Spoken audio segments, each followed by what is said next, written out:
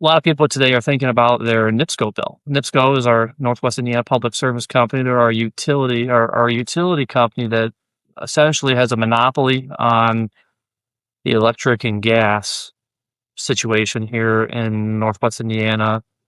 And I don't know if you guys are on social media, but people are just absolutely losing their minds. I don't know if it's because I've been looking at it, but now I'm just seeing it all the time. But I've been seeing a lot of it, and people are posting their NIPSCO bills online, like year over year. Have you seen that at all? People posting their bills, and they really are doubling and tripling.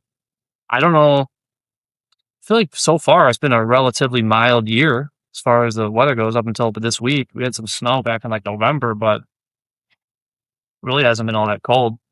Yeah. NIPSCO has got themselves a little bit of the situation. I think, oh, they probably don't care. But I see that there's people organizing these protests. So supposedly they're going to be protesting outside of one of the NIPSCO facilities this weekend. We might have to go over there and join the picket line, get some nice signs made. I saw a couple of articles. This one, let's see here. Chicago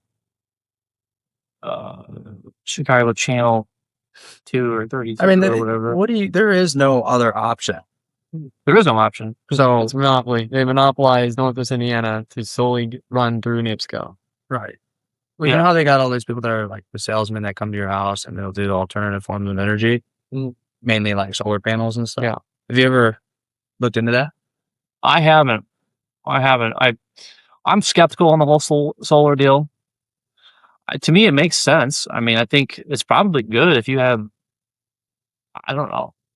It just seems like a cheap alternative, like something that's not going to last. Yeah, is it really? I don't know how efficient it is. Is the thing? Is the technology there to where you can actually get a good amount of energy from it? They say that if you have excess, you can sell it back to the grid.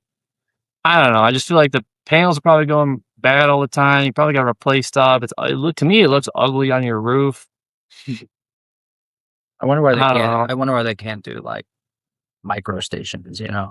Like small stations that you fill rather than having pipes underground fill it. No, you actually have like trucks and above ground transportation to the micro stations and have them just service small.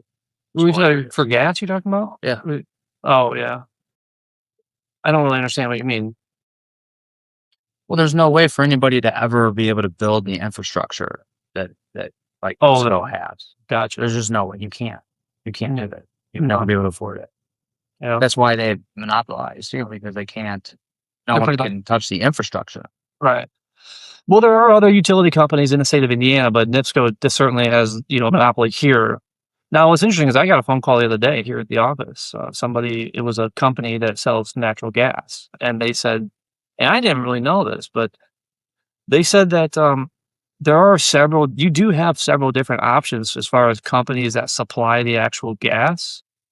NIPSCO NIPSCO is a conduit. They're the delivery service. So NIPSCO, certainly that's your only option for gas delivery, but you can select from different companies for your actual gas provider, and they do have some different rates. So I don't know if people are looking at that. I mean, is propane any cheaper? I don't know. Propane, that was one of my things I was going to talk about here is propane. If you look at the price of, and I was just doing a little bit of research on this last night. If you look at the price of propane over the last 5 years, it's basically flat. Propane prices have not gone up really, as far as I can tell.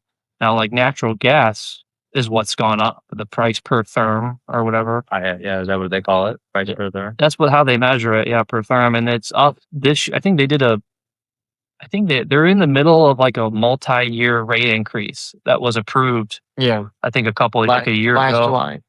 Yeah, I remember everyone freaking out about it then. Last and July, then it went silent for a while because it was going to take some time. Yeah. People start realizing. So now they're starting to get hit, and I think that it's taking another big jump either this year or next year. Last year they approved it for, I think they said the next 2 years, like 16% increases. We should call some propane companies and see if they're seeing a big increase in people converting.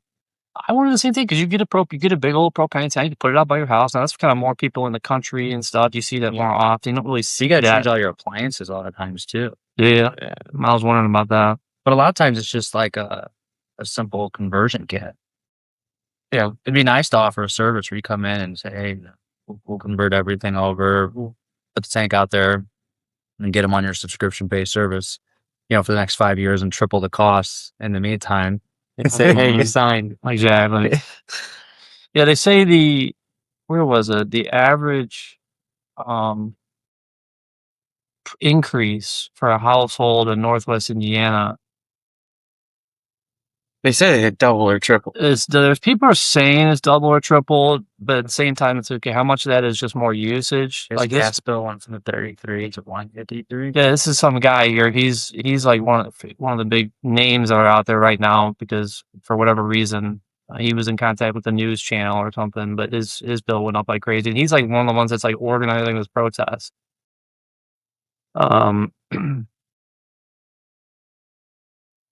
Big increases on the premium there. But really, if you think about it, I mean, when you think about your house and your heat and everything, a 16% year-over-year increase on just gas, that's a huge increase.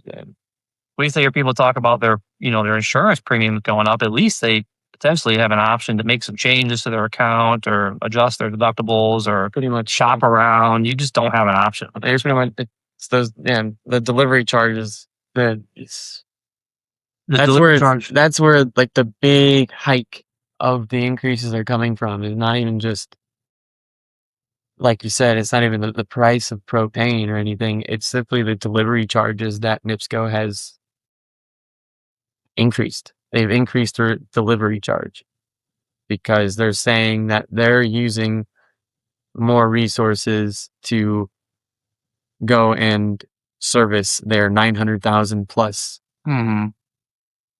clients. Which it probably is. But it's like, hey, no one asked you to have 900,000 clients. Maybe split it up. Then you won't have to charge an arm and a leg for delivery. Right. I don't know. Oh, I will say this about NIPSCO though. I have had the opportunity to work with some guys at NIPSCO on the fire department or whatever. You see them out and about, big storms. These guys are animals who work on whether it's the linemen or the people doing the utilities. I think that NIPSCO is a good company actually, owned by NiSource, I think is the parent company. They all seem, they're real professional. They all have. They really are professional, and when you see NIPSCO guys out working, I mean, they're working, and they're usually like your typical lineman kind of guys. They're tough dudes. They work out in all conditions, all times of the day and night.